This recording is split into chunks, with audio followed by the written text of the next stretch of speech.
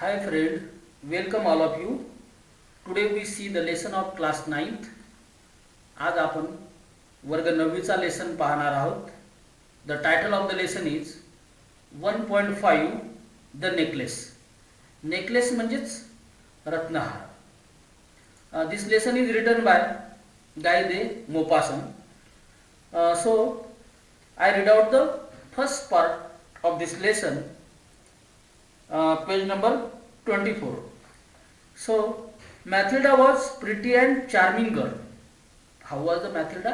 She was pretty. Pretty म्हणजे सुंदर. Charming आकर्षक. Matilda ही सुंदर आणि आकर्षक मुलगी होती. And she was born as if by an error of fate into a family of clerk. Error of fate.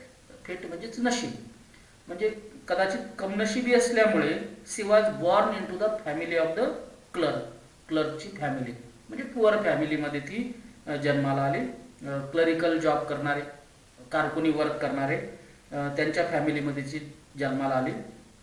C had no means of becoming unknown, understood, loved or to be wedded to an aristocrat. Aristocrat म्हणजेच उच्चकुलीन, की तिला या ठिकाणी उच्चकुलीन व्यक्तीशी तिचा विवाह किंवा प्रेम व्हावं किंवा तिला कोणी समजून घ्यावे किंवा तिला कोणी ओळखावे अशा प्रकारचा कुठलाच भाग तिच्या नशिबामध्ये नव्हता. And so that she let herself be married to a minor official at the ministry of education. Ministry of education म्हणजेच शिक्षण खात्यातील, शिक्षण मंत्रालयातील जे काही मायनर ऑफिशियल आहे, कनिष्ठ कर्मचारी, यासोबत तिचा विवाह त्या ठिकाणी झाला. So she dress plainly. तिचे जे काही ड्रेस होते एकदम साधे ड्रेस होते. Because she had never been able to afford anything better. Anything better चांगल्या प्रकारचं. Never been able to afford. Afford म्हणजे परवडणे. तिच्या मैत्रिणीसारखे चांगले ड्रेस तिला परवडण्यासारखे नव्हते आणि म्हणून तिचं साधा आणि सिंपल पोशाख असायचा. She suffered endlessly that feeling that she was entitled to all the luxurious of life. Luxurious of life आपल्या जीवनातील चैनीच्या वस्तू, आपल्या सर्व चैनीच्या वस्तू ज्या आहेत जीवनातील त्या आपल्याला एंटायटल म्हणजेच मिळणे. या सर्व वस्तू आपल्याला मिळणे आपला हक्क आहे असं तिला वाटायचं आणि त्यामुळे सी सफर्ड एंडलेसली. तिला अपार दुःख व्हायचं. या चैनीच्या वस्तू आपल्याकडे नाहीये हे पाहून तिला अपार दुःख व्हायचं. Then she suffered because of her shabby and poorly furnished house. Shabby म्हणजेच जुनाट असलेलं घर, अँड पुअरली फर्निश्ड म्हणजे अत्यंत कमी सुविधा असलेलं जे काही घर आहे त्या घराचं सुद्धा तिला फार त्रास व्हायचा, कष्ट व्हायचं. And all these things that another woman of her class would not even B noticed. आता ह्या सर्व गोष्टी ज्या आहेत तिच्या स्तरातील ज्या काही इतर स्त्री आहेत त्यांना कदाचित ह्या गोष्टी खटकल्या सुद्धा नसत्या, परंतु हिला मात्र she was tormented her and made her resentful. या गोष्टी आपल्याला पाहिजे असणे ह्या बाबतीत तिला त्या ठिकाणी फार आपल्याकडे ह्या गोष्टी नसल्यामुळे तिला फार त्रास व्हायचा. And made her resentful. Resentful म्हणजे चीड येणे. तिला चीड सुद्धा यायची. आपण गरीब घराण्यात जन्माला आलो त्याची. Then she dream of a grand palatial mansion.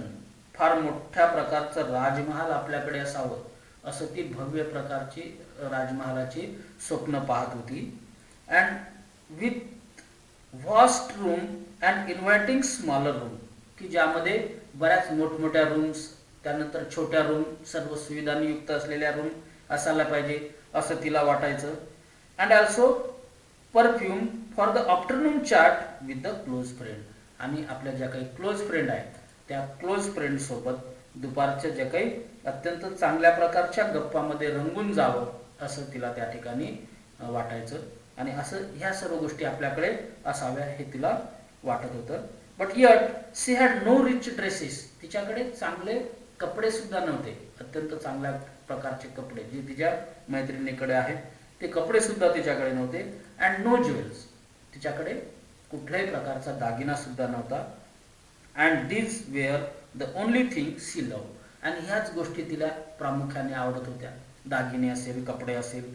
And she wanted so much charm. म्हणजे तिला फार आकर्षक ज्या काही वस्तू आहेत त्या गोष्टी तिला पाहिजे होत्या. अँड टू बी एनव्ही म्हणजेच हेवा वाटणे. टू बी सॉट आफ्टर म्हणजे ज्या काही गोष्टी आपल्याला ह्या पाहिजे, म्हणजे चांगल्या गोष्टी असेल, आकर्षक गोष्टी असेल, ह्या वस्तू आपल्याकडे असायला पाहिजे, या गोष्टीचा तिला हेवा वाटत होता. Then she had a rich friend, a former schoolmate at the convent. तिच्या कॉन्व्हेंटपासून, पूर्वीच्या शाळेपासून बऱ्याच तिच्या अशा श्रीमंत मैत्रिणी होत्या. And whom she avoided visiting. Avoid म्हणजे टाळणे. त्यांना भेटायची ती टाळत होती. का बरं? Because afterward she would weep with regret, despair and misery. त्यांना भेटून आल्यानंतर काय करायची ती? She weep with regret. Regret म्हणजे पश्चाताप. पश्चातापाने रडत बसायची. डिस्पेअर निराश व्हायची. अँड मिझरी दुःखी सुद्धा व्हायची. आणि म्हणून that she was avoided her former schoolmate at the convent. कॉन्व्हेंटच्या ज्या काही पहिल्या मैत्रिणी होत्या त्यांना ती टाळायचा प्रयत्न करायची. So what happen one evening her husband came home with an air of triumph. Air of triumph अत्यंत ट्रम्प म्हणजेच या ठिकाणी विक्टोरी, विजयी मुद्रेने अत्यंत खुश होऊन ते त्या ठिकाणी संध्याकाळी घरी परतले. That holding a large envelope in his hand. त्यांच्या हातामध्ये एक मोठा एनव्हलप होता, लिफाफा होता. And said look, he said, here is something for you. आणि बघ, अत्यंत आनंदाने ते मॅथिल्डाला सांगत होते. So here is something for you. हे बघ, मी तुझ्यासाठी काय आणलं. She tore open the paper. तिने तो लिफाफाचा जो वरचा पेपर आहे तो फाडला, कव्हर फाडलं. And drew out the card. त्यामधून, त्या लिफाफ्यातून कार्ड बाहेर काढलं. And on which was printed the words. त्यावर वर्ड म्हणजे त्यावर लिहिलेलं होतं. पहा काय लिहिलेलं होतं. The minister of education and the madame George Ramponneau request the pleasure of mister and madame Loisel's company at the ministry. And when on the evening of Monday January 18. Invitation card होतं आणि ते उच्चकुलीन लोकांकडून असल्यामुळे त्या पार्टीला आपल्याला जायला आनंद होईल असं म्हणून तो अत्यंत आनंदाच्या भरात त्याने त्या ठिकाणी एक्सपेक्ट केलं होतं की she become happy. But instead of being delighted, instead of च्याऐवजी डिलायटेड आनंदी किंवा हॅपी. मग ती हॅपी होण्याऐवजी काय झालं? As her husband had hope. तिची होप होती, तिची अपेक्षा होती की मॅथिल्डा खुश होईल. But she threw the invitation on the table resentfully. अत्यंत रिसेंटफुली म्हणजे चिडून तिने तो जो काही इन्व्हिटेशन कार्ड होतं टेबलावर फेकून दिलं, टेबलावर ठेवून दिलं. अँड मटर्ड, आणि पुटपुटली. काय बोलली बा? What do you want me to do with that. ते जे तुम्ही निमंत्रण पत्र एवढ्या आवेशामध्ये आणलं, मी त्याचं काय करावं? Then and what do you expect me to wear if I go. आणि जर मला जायचंच असेल पार्टीला तर मी काय परिधान करावे अशी तुमची अपेक्षा आहे? He hadn't thought of that. त्याने त्या बाबतीत विचारच केला नव्हता. So he stammered. तो चाचरतच म्हटला. काय म्हटला पा? Why the dress you go to the theatre in. आपण थिएटरला गेलो होतो तर त्यावेळेसचा ड्रेस तू का बरं परिधान करत नाही? It seem very nice to me. तो ड्रेस मला छान दिसला होता, अत्यंत सुंदर ड्रेस आहे तो. He stop stern distressed to see his wife crying. एवढं समजूत घातल्यानंतर सुद्धा मॅथिल्डा रडायला लागले. And so that he stop stern and distress. Stern म्हणजे तो स्तब्ध राहिला, डिस्ट्रेस दुःखी झाला. Because his wife start crying. मॅथिल्डाने रडायला सुरुवात केली. See then he stammered. पुन्हा तो चाचरत म्हटला, व्हॉट द मॅटर. शांत हो, रडू नको. लेट सी मॅथिल्डा, बघ, let see how much would a suitable dress cost. तुला जर योग्य ड्रेस त्या ठिकाणी घ्यायचा असेल तर त्याची किंमत काय असेल? Then she thought for a moment. तिने विचार केला. And computing the cost. लगेच किंमत मोजायला सुरुवात केली तिने. And also wondering what amount she could ask for without and immediate refusal. आपल्याला ताबडतोब नकार नाही मिळणार त्यासाठी आपण किती रक्कम सांगावी बरे? जास्त रक्कम सांगितली तर कदाचित नकार मिळू शकते. And so she started computing. She started calculating. मोजायला सुरुवात केली. की किती आकडा सांगावा जेणेकरून तो समोरून नाकार मिळणार नाही, immediate refusal. So at last she answered hesitantly घुटमळतच तिने सरते शेवटी उत्तर दिलं.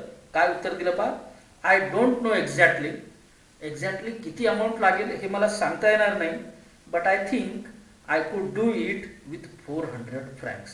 मला 400 फ्रँक्स मिळाले तरी चालेल. आपल्याकडे जसं रुपया चलन आहे त्याप्रकारे फ्रँक्स 400 फ्रँक्स, आणि तिने 400 फ्रँकची डिमांड केली. He turn a little pale. 400 franc ऐकल्याबरोबर he turn little pale. Pale म्हणजेच निस्तेज.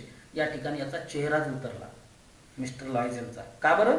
Because he had been saving that exact amount to buy a gun. ही अमाऊंट जी आहे 400 फ्रँक त्याने सेविंग केलेली होती. कशासाठी? To buy a gun for hunting in the summer in the country near Nanterre with a few friend.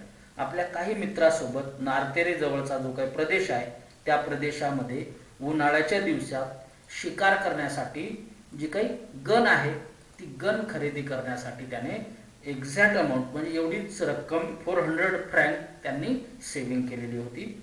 आणि म्हणून ते 400 फ्रँक सांगितल्याबरोबर he turn a little pale. ते थोडेसे निश्चित झाले, थोडंसं चेहरा त्यांचा उतरला.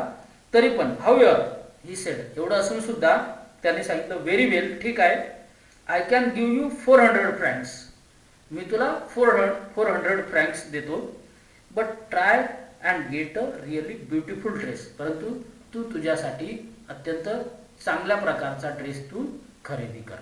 अशा प्रकारे त्याने सांगून 400 फ्रँक जे आहे मॅथिल्डाला दिले. तर या ठिकाणी आपण थांबूया. If you like this video then subscribe it. Thank you.